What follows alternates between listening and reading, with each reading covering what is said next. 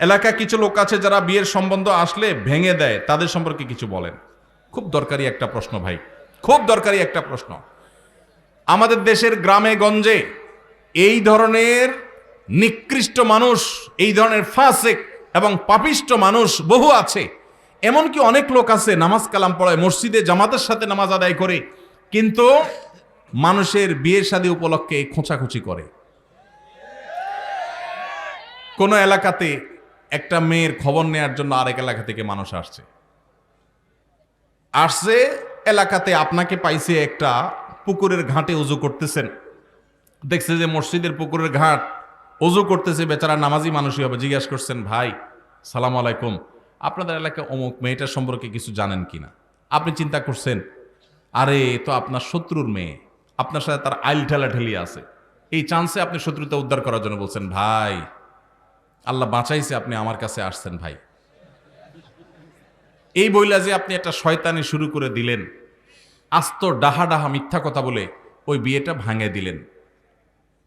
এই কাজটা শুধু মিথ্যা না, আল্লাহর জমিনে আল্লাহর আরশ কাঁপার মতো সবচেয়ে ভয়াবহ অপরাধগুলোর মধ্যে থেকে একটি। কারণ এখানে একটা নিষ্কলুষ চরিত্রে আপনি কালিমা দিলেন, একজন নিরপরাধ মানুষ সম্পর্কে মিথ্যাচার করলেন, আবার নিজে মিথ্যা কথা বললেন, আবার ওই লোকটাকে অসত্য সংবাদ দিলেন, মিথ্যা সাক্ষ্য দিলেন।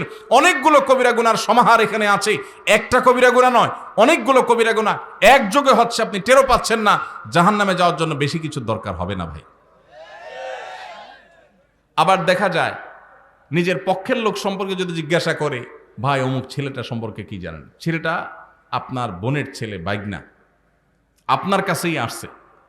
আপনি চিন্তা করলেন, হায় হায় আল্লাহ বাঁচাইছে যে আরেকজনের কাছে যায় নাই।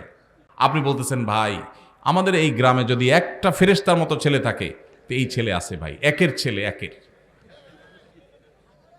এই ক্ষেত্রেও আপনি ওই মেয়েওয়ালাদেরকে, মেয়ে পক্ষকে মিথ্যা তথ্য দিয়ে তাদেরকে ক্ষতিগ্রস্ত করলেন, বিভ্রান্ত করলেন, মিথ্যা সাক্ষ্য দিলেন, এক্ষেত্রেও আপনি অপরাধী। তাহলে কি করবেন? যতটুকু সত্য ততটুকু বলবেন।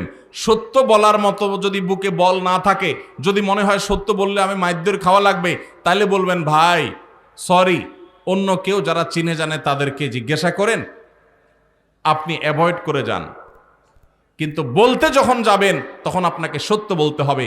নবী সাল্লাল্লাহু আলাইহি সাল্লাম বারবার আমাদেরকে সতর্ক করেছেন। তিনি বলেছেন, যদি তোমাকে কিছু বলতে হয় ফালিয়াকুল খায়রা আও লিয়াসমুত, তাহলে ভালো সত্য যেটা সেটাই বলবে, আর না হলে চুপ থাকবে। কিন্তু বলতে গিয়ে মিথ্যা বলা যাবে না। অনেক ভাইরা আছেন এই অপকর্ম করেন, কোনো কারণ ছাড়াই করেন, অযথা খোঁচাখুচি করেন, আছে না নাই? এই বিয়ে ভাঙার তালে এগুলো হলো মানুষরূপী শয়তান। আপনি যদি আস্ত মানুষের সুরতে শয়তান দেখতে চান, এইরকম বিয়ে ভাঙাভাঙির কাজ যারা করে এরা হলো সে মানুষরূপী শয়তান। কেন বলেছি জানেন? কারণ ইবলিস শয়তান সবচেয়ে বেশি খুশি হয় একটা সংসার ভেঙে দিলে। একটা সংসার ভেঙে দিলে শয়তান সবচেয়ে বেশি খুশি হয়, অন্য কোনো কাজে শয়তান এত খুশি হয় না। আর এই লোকটা একটা বিয়ে হতে যাচ্ছিল, মিথ্যা কথা বলে ভেঙে দিয়েছে, অথবা অজাগা বিয়ের ব্যবস্থা করে দিয়েছে মিথ্যা তথ্য দিয়ে। এই লোকটা শয়তানের সে কাজটা করেছে। আল্লাহ আমাদেরকে এই দুশ্চরিত্র থেকে বেঁচে থাকার তৌফিক দান করুন।